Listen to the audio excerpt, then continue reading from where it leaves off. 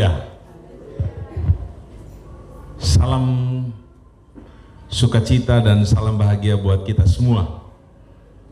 Kita dapat bertemu lagi pada malam ini. Itu semua terjadi karena kasih dan karunia Tuhan. Haleluya.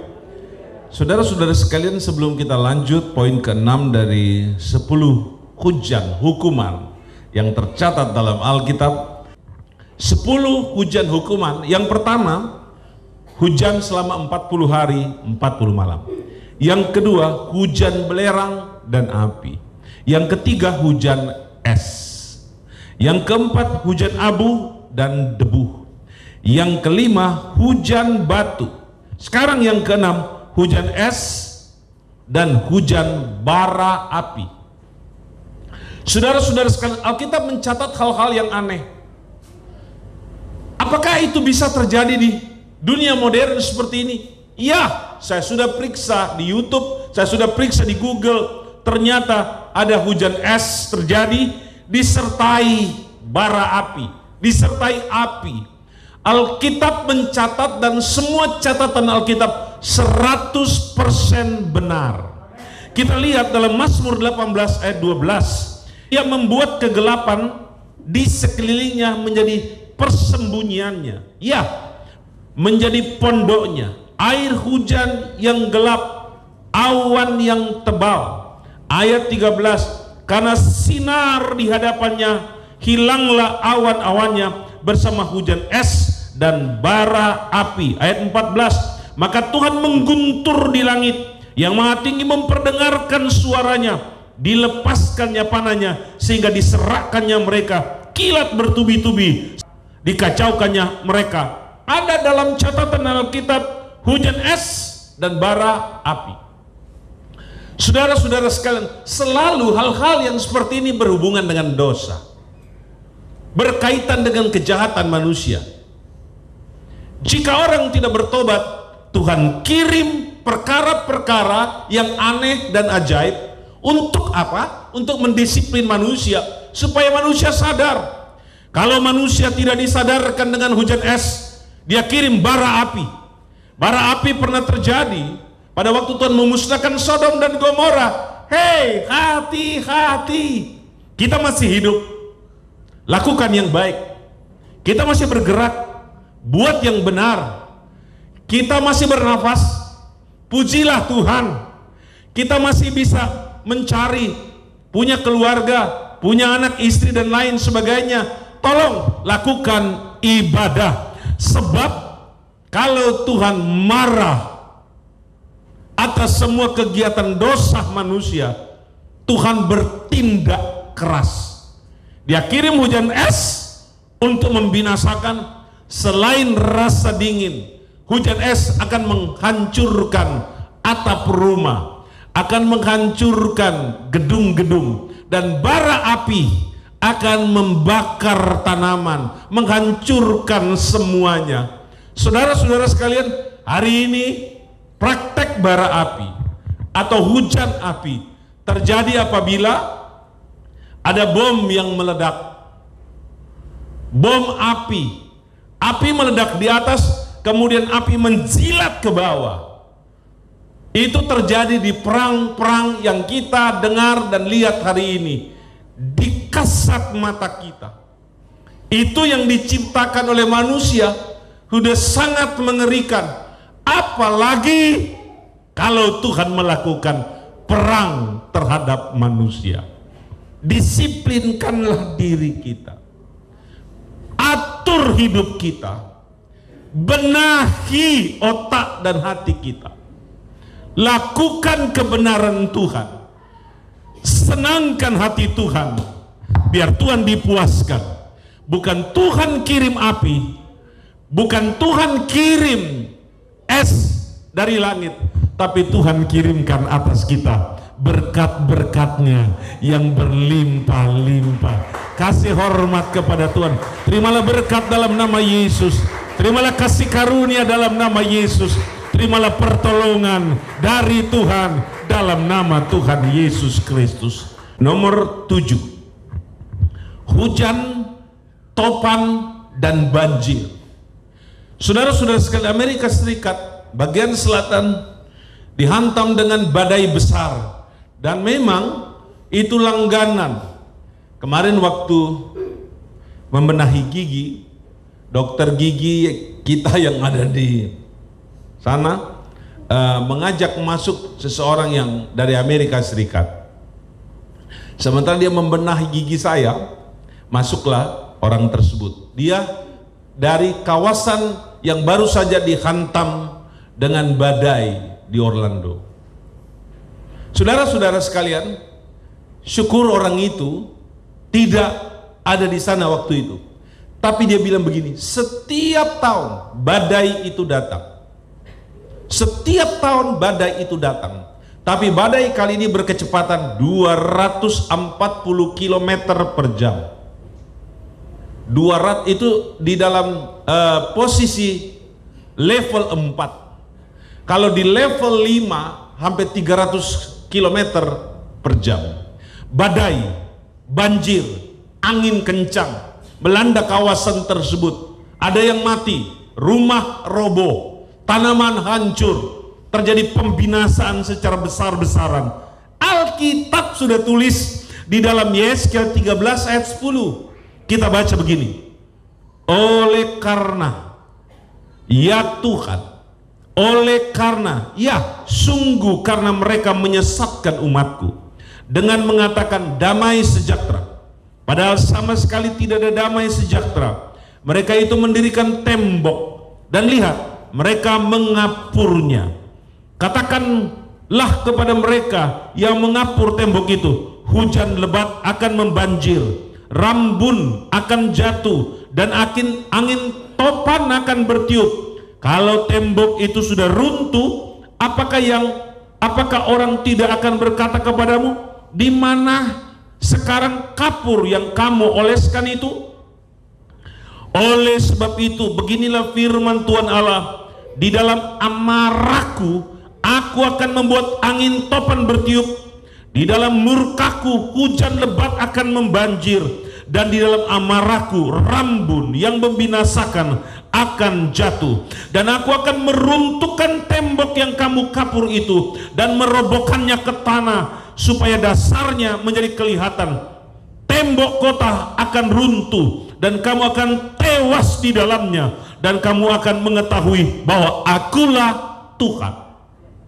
Orang membangun kota dengan dana yang besar, membangun jalan dan jembatan dengan biaya yang besar. Orang merasa aman dengan rumah-rumah tembok, dengan jembatan-jembatan yang kokoh, dengan jalan-jalan yang mulus. Tapi perhatikan, Tuhan bertindak berbeda. Tuhan kirim angin topan, hujan lebat, dan rambun. Rambun itu hujan es. Dia kirim. Dan apa yang terjadi? Tembok yang kamu kapur, yang dicat, tembok itu akan runtuh dan kelihatan fondasinya. Artinya Tuhan ratakan satu kota.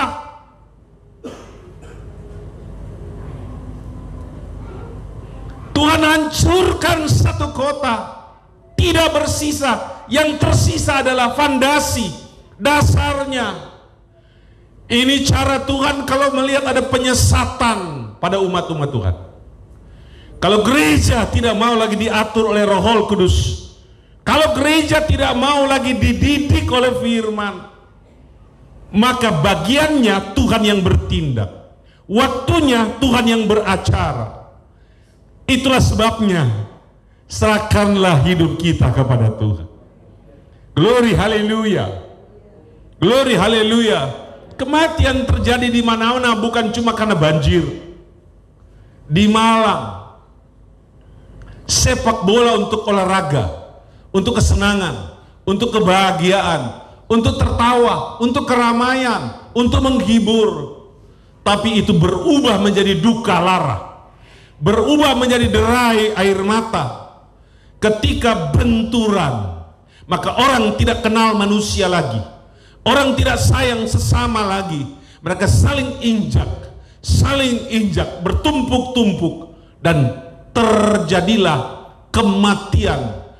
Begitu banyak orang, di atas 100 orang meninggal dunia karena hiburan berubah menjadi malapetaka.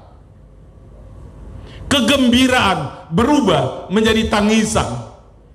Parigi masih aman, Parigi masih tenang, tapi di atas gunung-gunung sana bisa menyimpan awan tebal, bisa menyimpan hujan lebat, dan bisa mengirim banjir bandang. Itu sudah terjadi di sebelah sana. Itu terjadi di kecamatan di sebelah kita. Hari ini Parigi tetap aman. Tetaplah berdoa supaya Parigi tidak seperti yang terjadi di Torue. Haleluya. Haleluya. Kita punya rumah, puji Tuhan. Kita punya tempat tinggal, haleluya. Tapi kalau Tuhan marah, Tuhan akan mengirimkan badai, Tuhan akan mengirimkan banjir dan menghabiskan semuanya. Hargai Tuhan yang memberi kita kesempatan untuk beribadah. Hargai Tuhan yang memberikan bagi kita kesempatan untuk memuji Tuhan. Selagi ada waktu, beribadahlah selalu kepada Tuhan. Berikan tepuk tangan mempermuliakan Yesus. Yang kedelapan, hujan belerang. Saya tadi bertanya pada Mbah Google, apakah ada hujan belerang? Ternyata ada hujan belerang. Hujan itu keluar dari puncak-puncak gunung berapi ketika meletus, dan dia kirim belerang yang menyengat hidung, dan ada gas-gas beracun. Tumpahan belerang dari atas dalam bentuk asap itu bisa sampai 1000 derajat Celcius panasnya. Semua yang dilewati oleh wedus gembel, itu orang Jawa bilang, itu adalah asap belerang.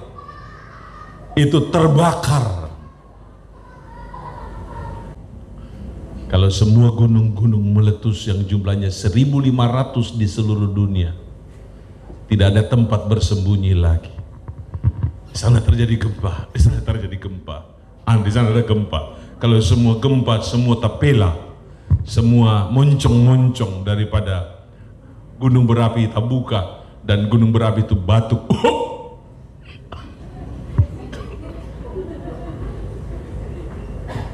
Maka keluarlah hujan belerang. Yeskiel 30 8 ayat 21. Dan aku akan memanggil segala macam kekejutan terhadap Gog. Demikianlah firman Tuhan Allah, sehingga pedang seorang akan memakan yang lain. Aku akan menghukum dia dengan sampar dan tumpahan darah. Aku akan menurunkan hujan lebat, rambun, dan hujan belerang ke atasnya, dan ke atas tentaranya, dan ke atas banyak bangsa yang menyertai dia. Ini ada asap belerang yang menghantam banyak bangsa, menghantam panglima perang Gog Magog. Pada akhir zaman ada perang dunia ketiga. Sampai hari ini kita melihat ada banyak sekali pernyataan orang-orang perang Ukraina dan Rusia itu bisa memicu perang dunia ketiga, karena pencaplokan 4 daerah milik Ukraina dalam sebuah referendum. Maka Putin mengumumkan bahwa 4 kawasan ini resmi menjadi milik Rusia. Pada waktu yang sama, Presiden Ukraina berkata, kami bergabung dengan NATO. Dan kemudian sekutu dari Putin bilang, pernyataan dari Ukraina ini itu bisa memicu perang dunia ketiga. Gog adalah pasukan dari utara. Itu menunjuk kepada bagian utara itu dari bumi ini adalah Rusia. Dia akan keluar dengan pasukan yang besar dibantu dengan sekutu-sekutunya. Dengar baik-baik, ini kisah tentang eskatologi, perang dunia akhir zaman. Kita belum berbicara tentang hal itu, tapi Tuhan akan beracara mengirimkan hujan belerang yang mematikan, beracun atas muka bumi. Sadarlah bahwa betapa kita harus menjaga hidup agar berkenan kepada Tuhan. Betapa kita harus menata diri kita supaya cocok dengan firman Tuhan. Ibadahlah, carilah Tuhan, berserahlah pada Tuhan, bersyukurlah kepada Tuhan, jangan pernah tinggalkan Tuhan. Sekali Yesus tetap Yesus, sekali Yesus tetap Yesus, dan kita diselamatkan oleh Tuhan. Kasih tepuk tangan di atas kepala kita kepada Tuhan, katakan haleluya. Yang ke-9, hujan dan gempa. Ini bersamaan. Gempa saja, hujan saja membuat orang takut. Kemarin malam ada petir sekaligus angin dan hujan. Ya kalau saya hitung-hitung kecepatan daripada angin itu baru 40 km per jam. Dan bagaimana kalau dia sampai 100 km per jam? 150 km per jam. Kelapa di Parigi akan roboh. Apalagi cuma pisang-pisang. Ya. Apalagi cuma atap-atap rumah, terbang semua. Kalau sampai 150 km per jam, Tuhan belum kirim itu di Parigi, karena Tuhan masih sayang Q Impao. Tuhan masih sayang orang semua. Ada haleluya. Haleluya. Tuhan masih sayang Om Dolphy karena rajin pimpin sektor 2. Haleluya. Semua keluarga Siloam harus rajin. Katakan amin. Katakan amin sambil menganggukkan kepala. Di kota ini kita masih mau berdoa. Di kota ini kita masih mau memuji Tuhan. Di kota ini kita masih mau melayani Tuhan. Di kota ini kita masih mau kerja untuk kemuliaan nama Tuhan. Lambaikan tangan kita, haleluya. Di dalam Wahyu pasal 11 ayat 19. Maka terbukalah bait Allah yang di surga, dan kelihatanlah tabut perjanjiannya di atas bait suci itu, dan terjadilah kilat dan deru guru dan gempa bumi dan hujan lebat. Kilat, guntur, gempa bumi dan hujan lebat. 4 peristiwa sekaligus terjadi ketika bait Allah di surga terbuka, dan terlihatlah di surga itu tabut perjanjian.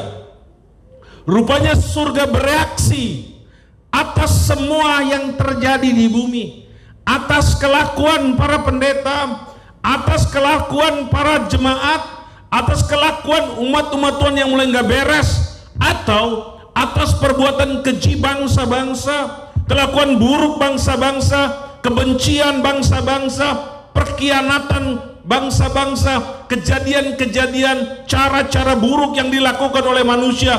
Maka surga terbuka, terlihatlah tabut.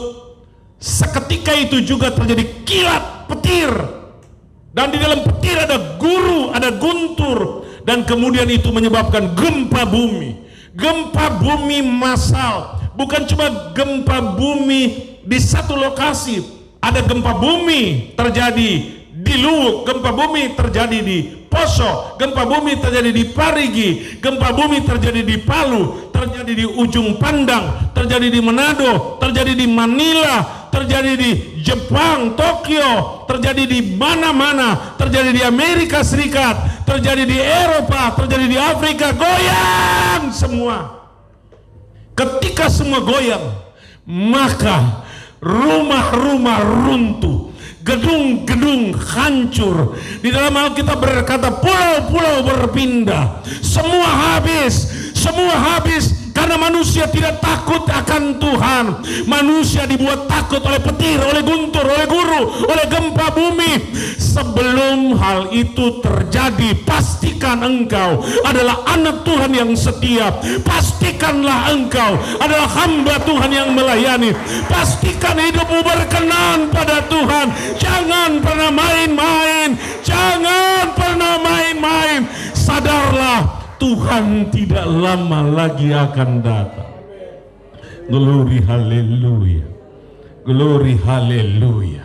Terjadi hujan lebat setelah gempa bumi. Manusia belum tersadar, hujan sudah turun lebat, banjir sudah datang, maka terciptalah kematian demi kematian. Tanpa bisa orang menguburkan orang yang mati.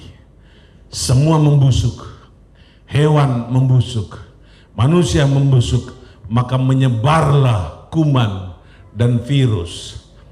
Dan selanjutnya efek dari semua itu, kematian akan terus terjadi sementara kita semua masih hidup. Haleluya. Senangkan hati Tuhan. Yang terakhir, hujan es balok. Ini bukan hujan es cukur. Ini hujan es balok. Wahyu 16 ayat 21. Dan hujan es besar seberat 100 pon jatuh dari langit menimpa manusia. Dan manusia menghujat Allah karena malapetaka hujan es itu. Sebab malapetaka itu sangat dahsyat. Saudara-saudara sekalian, kalau kita melihat di televisi, hujan es pernah terjadi di Marawola, besarnya seperti kerikil dan biji jagung. Hujan es terjadi di Malang, besarnya sama dengan kerikil dan sama dengan biji jagung. Tuk, kalau kena kepala cuma benjol sadiki. Tapi kalau hujan es sebesar 100 pon atau 50 kilogram beratnya, 1 pon itu setengah kilogram. Nah kalau dia sebesar 50 pound, 100 pon, 50 kilogram itu barang. Kami baru dari Amerika, saya pikir rumah-rumah di Amerika itu rumah-rumah beton.